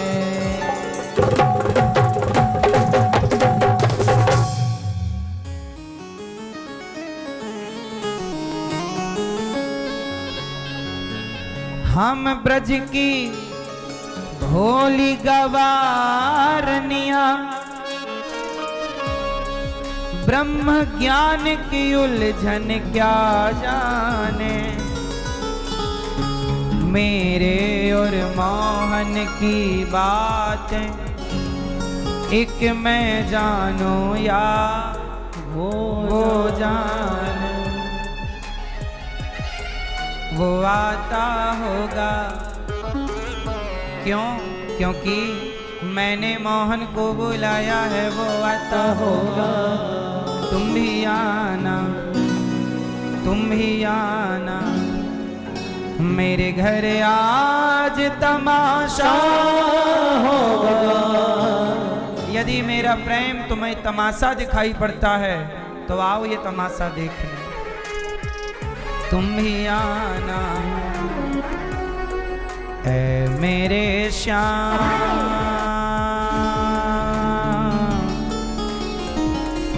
मेरे श्याम, मेरे श्याम, ऐ मेरे श्याम लौट के आजा, बिन तेरे जिंदगी अधूरी है। आके तो देख मेरी हालत को, बिन तेरे हर खुशी अधूरी है। गोपियां भगवान से प्रेम करती हैं, कृष्ण के सिवा कुछ नहीं चाहती।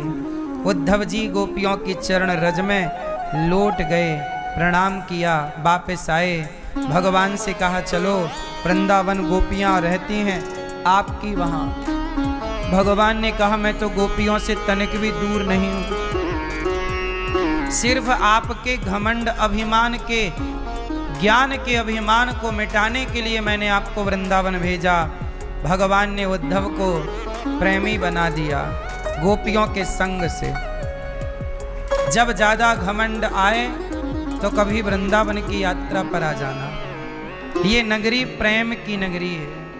यहाँ का ठाकुर, यहाँ के भगवान प्रेम सिखाते हैं।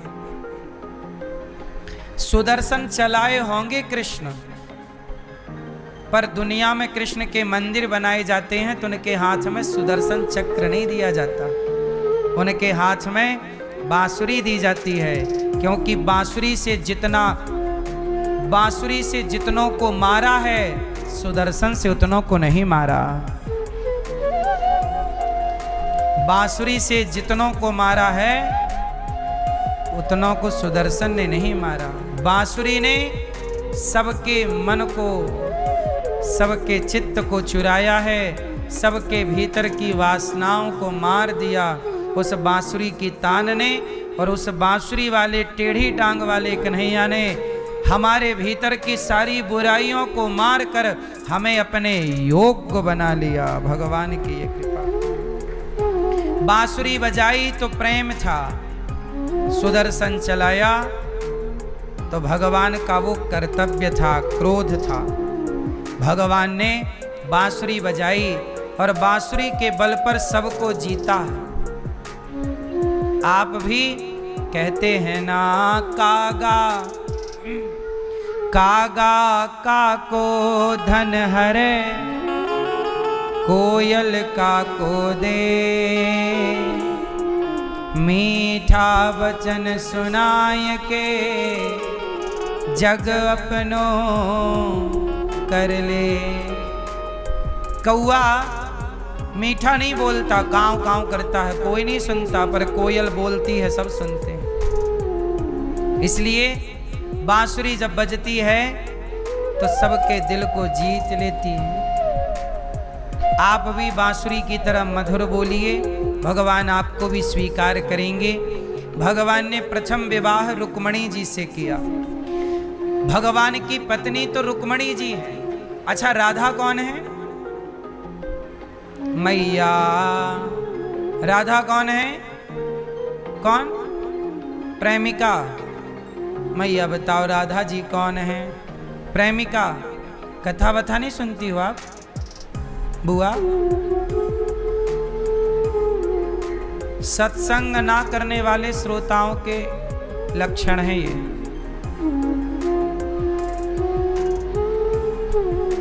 मैया बताओ, राधा कौन थी? रुक्मणी है पत्नी। राधा कौन है? हैं? कौन है? कौन है? राधा जी भी पत्नी है। प्रेमिका आपने गलत नहीं कहा, पर प्रेमिका का अर्थ आजकल गलत ही है। प्रेमिका का अर्थ आजकल साइड बिजनेस है। एक घर वाली और एक बाहर वाली को आजकल लोग प्रेमिका कहते हैं, बाहर वाली को। पर राधा कौन है? राधा तो भगवान कृष्ण की कौन है? कृष्ण, पहले ये बताओ कृष्ण कौन है? कृष्ण भगवान जब कृष्ण बने तो कृष्ण भगवान कृष्ण बनने के पहले क्या थे? उत्तर दो।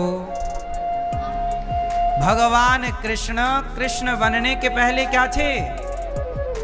जोर से। भगवान नारायण ही, भगवान विष्णु ही, विष्णु और नारायण एक हैं। भगवान नारायण ही, भगवान विष्णु ही क्या बने? कृष्ण बने।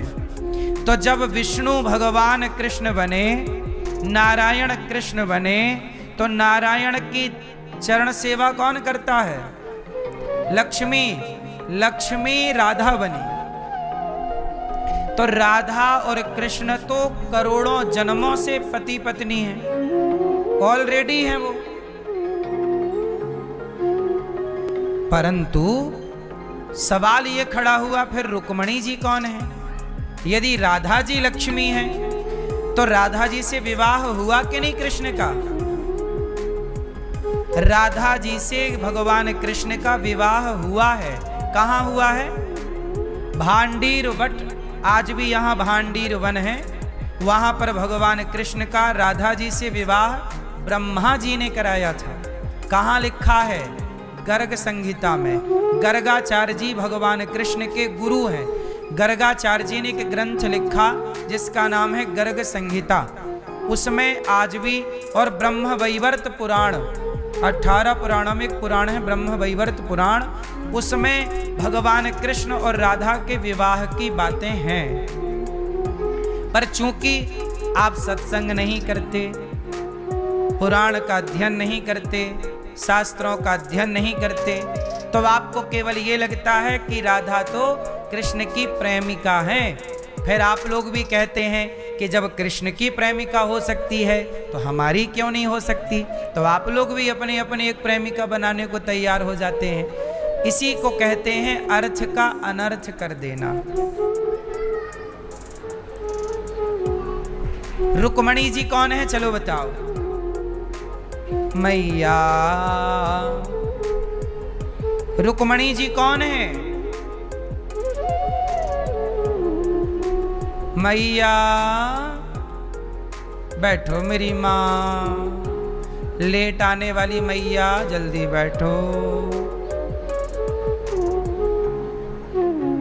सुनो, चलो बताओ, भगवान श्री कृष्ण के कितने विवाह हुए? टोटल 16,100। अब ये 16,108 ये पत्नियां हैं कौन? कौन है ये? राधा कौन, रुक्मणी कौन, सत्यभामा कौन, कालिंदी कौन, लक्ष्मणा कौन, कौन है ये? तो सुनो,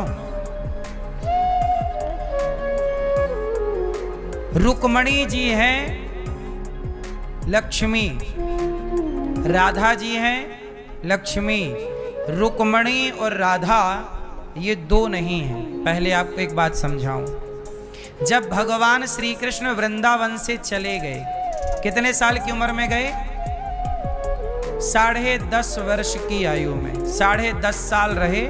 10.5 साल में भगवान वृंदावन से चले गए कंस को मारने मथुरा। तो जैसे ही श्री कृष्ण गए, तो मैंने आपको एक दिन बताया था कि यशोदा माँ के एक पुत्र थे, 2 कृष्ण प्रकट हुए। जब देवकी माँ के कृष्ण हुए तो यशोदा के भी एक बालक हुआ। कन्या तो वसुदेव जी ले गए तो कंस ने पटक दिया, पर दोनों बालक मिलके एक हो गए। तो जब वृंदावन से कृष्ण गए तो देवकी के पुत्र गए, यशोदा के पुत्र यहीं रहे। परंतु एक छोटी कथा और है। देवी भागवत जी में कथा आती है कि जब भगवान श्री कृष्ण यहाँ से गए तो राधा जी भी एक रूप से तो यहीं रही, कहीं नहीं गई, पर एक रूप से राधा जी ही रुक्मणी के रूप में प्रकट हो गई। राधा ही कौन बन गई? रुक्मणी। अब आप कहो कैसे? तो सुनो, आपकी माँ कौन है? लक्ष्मी।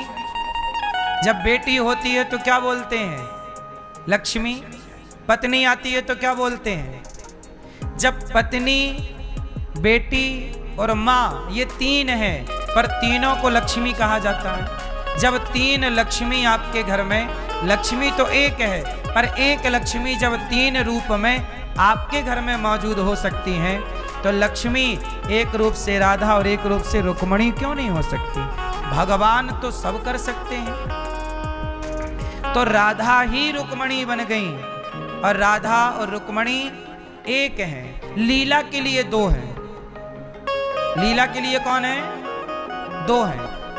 व्यवहार में 2 हैं, राधा अलग हैं, रुक्मणी जी अलग हैं, पर तत्व की दृष्टि में देखेंगे तो दोनों एक हैं। तो रुक्मणी जी भगवान की पत्नी है, तो राधा जी भी भगवान की पत्नी। राधा और कृष्ण 2 हैं ही नहीं, सदा से एक हैं। जैसे सीता और राम, लक्ष्मी और नारायण, ये दिखने में 2 हैं पर हैं एक। जगन्नाथ जी में, जगन्नाथपुरी में भगवान जगन्नाथ जी के बगल में लक्ष्मी जी नहीं बैठी, ना तो रुक्मणी जी बैठी, ना तो पत्नी बैठी। कौन बैठा है? बहन। तो क्या वहां पत्नी नहीं है? हैं। भगवान जगन्नाथ जी के चरणों में लक्ष्मी जी हैं जगन्नाथपुरी में। और भगवान, अच्छा ये बताओ लक्ष्मी जी कहाँ रहती हैं? फास्ट, लक्ष्मी जी कहाँ रहती हैं? जोर से, जोर से। चरणों में रहते हैं, ये आप लोगों ने सुना होगा। पर एक चीज और है आपके लिए अनसुनी, सुना होगा पहले भी पर याद दिला रहा हूं मैं सिर्फ। लक्ष्मी जी भगवान के चरणों में तो है, ये व्यवहार में है। वो व्यवहार है जो पांव दबा रही हैं, आपको प्रेरणा दे रही हैं कि पांव में रहो, पति के गला ना दबाओ, ड्रम में ना पैक करो, पांव में रहो।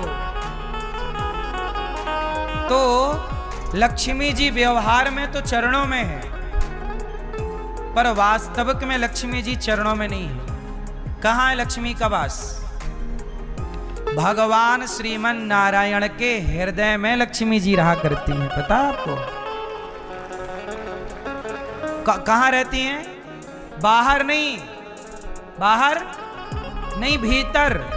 अब ये बताओ जो आपके भीतर है क्या वो आपसे अलग है? उत्तर दो।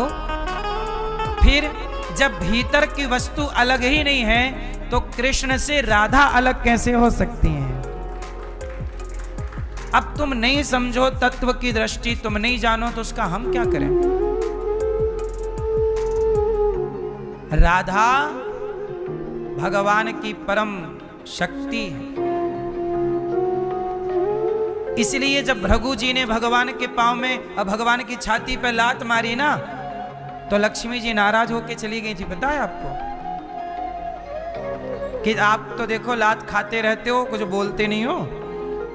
भृगु जी ने जब लात मारी ना लक्ष्मी जी को, तब ब्राह्मणों से लक्ष्मी जी थोड़ा नाराज हो गई। इसलिए ब्राह्मण लोग कैसे रहते हैं? एक गरीब ब्राह्मण था, कभी कथा ना सुनी होगी कि एक अमीर ब्राह्मण था, क्योंकि लक्ष्मी जी को लात मार दी भृगु जी ने, तो लक्ष्मी बोली जी चले हम। पर ब्राह्मण ने लक्ष्मी को छोड़ दिया पर नारायण को नहीं छोड़ा। इसलिए जहां नारायण वहां लक्ष्मी। नारायण के पांव नहीं छोड़े। इसलिए मेरी मां लक्ष्मी जी छोड़ के चली गई। तब भगवान मनाने गए और उन्हीं मनाने के क्रम में तिरुपति बालाजी का प्राकट्य हुआ। ये कथा बड़ी लंबी चौड़ी है, हम सुना चुके हैं पहले कई बार। तिरुमला पर्वत पर लक्ष्मी जी रूठ के बैठ गई।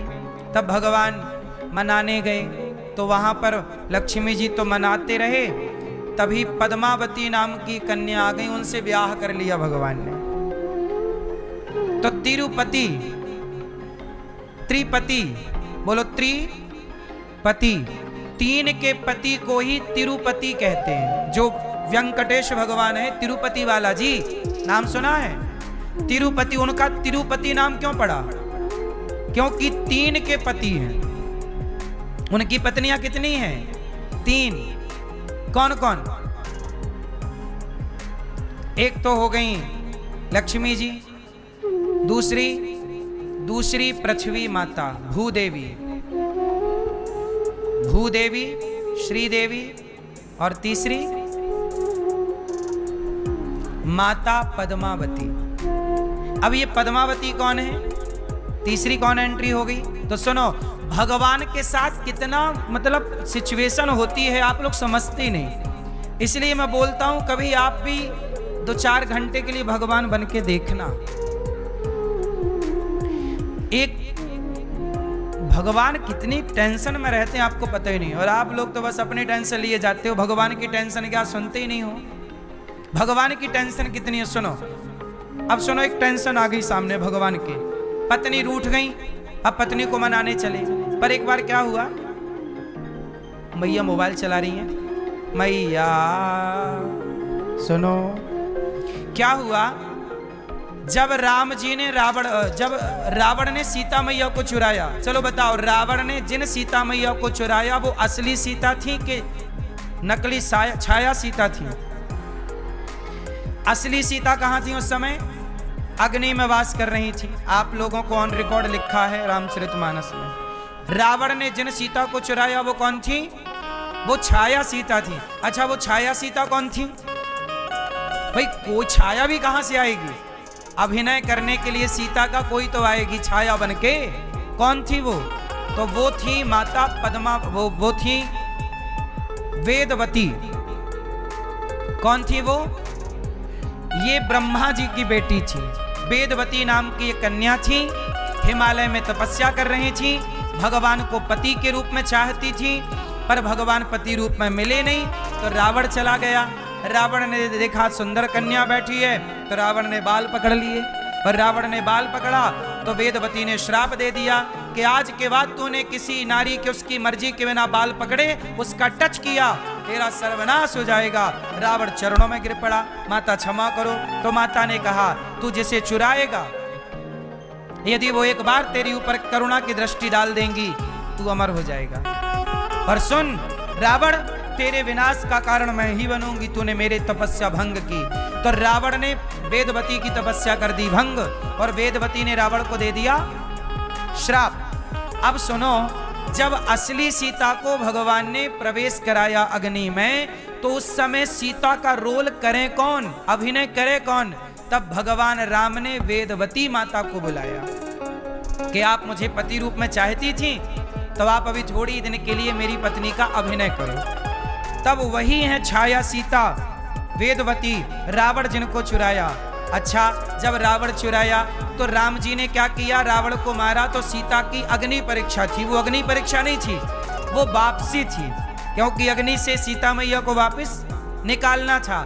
तो जब सीता मैया की वापसी हुई, तो ये जो वेदवती थी, इन्होंने कहा कि प्रभु, मैं आपकी पत्नी बनने का सौभाग्य कब पाऊंगी, क्योंकि अभी तो मैं बनी 11 महीने के लिए रावण के पास, लेकिन इस समय मेरा आपसे वियोग था, संयोग कब होगा, मैं आपको आपकी पत्नी कब बनूंगी?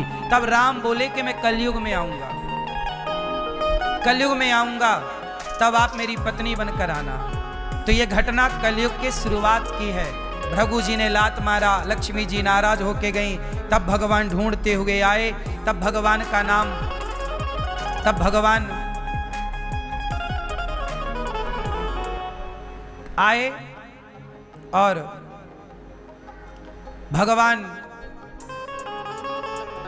प्रेम पूर्वक पद्मावती नाम की वो जो कन्या थी, वो वही सीता थी जो रावण ने चुराया। वेदवती पद्मावती बनकर आई, और भगवान तिरुपति वाला जी ने उनसे भी विवाह किया, और 3 के पति बन गए तिरुपति। ये कलयुग के देवता हैं, ये कलयुग का अवतार है तिरुपति भगवान जी का। बात समझ में आई? तो लक्ष्मी जी जो हैं, कभी नारायण से अलग है ही नहीं, वो लीला के लिए अलग होती हैं। एक लीला से दूसरी लीला कनेक्ट होती है, तो एक लीला नहीं करेंगे तो दूसरी नहीं होगी। इसलिए लक्ष्मी का रूठना भी एक लीला थी। तो वही लक्ष्मी त्रेता में सीता बनी, वही लक्ष्मी द्वापर में अनेक रूपों में आई। तो द्वापर में ज्यादा थी। द्वापर में क्या थी? भगवान की 16,108 रुक्मणी जी। दूसरी हैं जामवंत की बेटी जाम्बवती। जाम्बवंत जी बोले मेरी बेटी से विवाह करो। अब बताओ, कोई आपकी शादी हो गई और कोई बोले नहीं मेरी बेटी से करो विवाह, अब आप क्या करेंगे? भगवान ने कहा ठीक है, नहीं करेंगे ब्याह। बोले नहीं करोगे तो आपने वचन दिया था। जामवंत जी को त्रेता में ही वचन दे दिए थे कि तुम्हारी बेटी से हम द्वापर में विवाह करेंगे। ये जामवंत जी त्रेता वाले जामवंत जी हैं, अभी तक पीछे पड़े हैं कि छोरी से ब्याह कर लो। अब द्वापर में जाके ब्याह हुआ। फिर तीसरी समस्या आई, सत्यभामा जी मिल गई। ये सत्यभामा कौन है? ये पृथ्वी माता है। पृथ्वी माता बोली हम पत्नी बनेंगी, ठीक है आओ। तो पृथ्वी माता आ गई। फिर सूर्य भगवान की बेटी बोली मैं भी आऊंगी। तो यमुना मैया कौन है? सूर्य भगवान की बेटी। ये यमुना मैया बोली कि मैं भी आपसे विवाह। अब बताओ किसको मना करें भगवान? किसको मना करें? आप लोगों के साथ तो समस्या ये है कि आपका एक ही ब्याह नहीं हो रहा है, और भगवान के साथ तो ये है कि रोज कोई आ रहा है, और भगवान छिपा के नहीं कर रहे हैं, बता के भैया हमारा हो चुका ब्याह, हो गया और कर लो, बता के कर रहे हैं, छिपा के नहीं। और आप आजकल तो आप लोग शादी के बाद भी कुंवारे बने रहते हैं। छिपाते हैं, हाँ या ना? स्त्रियां भी अपनी मांग छिपाती हैं। स्त्रियां आजकल कुछ स्त्रियां मांग ही नहीं भरती, और भरती भी हैं तो साइड में भर लेती है, पति को साइड कर दिया, चल किनारे। हाँ। और भरती भी है मांग तो दूसरी तरफ के बालों से छिपा लेती, कोई देख ना ले कि हमारी मांग में सिंदूर है। इंप्रेशन खराब होगा ना, शादीशुदा है। हाँ?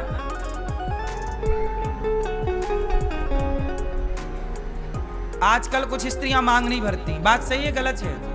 मांग भरना चाहिए कि नहीं भरना चाहिए? कुछ स्त्रियां नहीं भरती। अरे मांग भरना सौभाग्य है। जिनके पति नहीं होते वो चाह के भी मांग नहीं भर सकती। तुम्हारा है तो भरो लंबी मांग। कुछ स्त्रियां चूड़ियां नहीं पहनती, एक हाथ खाली, दूसरे हाथ में यहां तक चूड़ियां। फैशन है, फैशन के नाम पे परंपराएं तक नष्ट कर दी।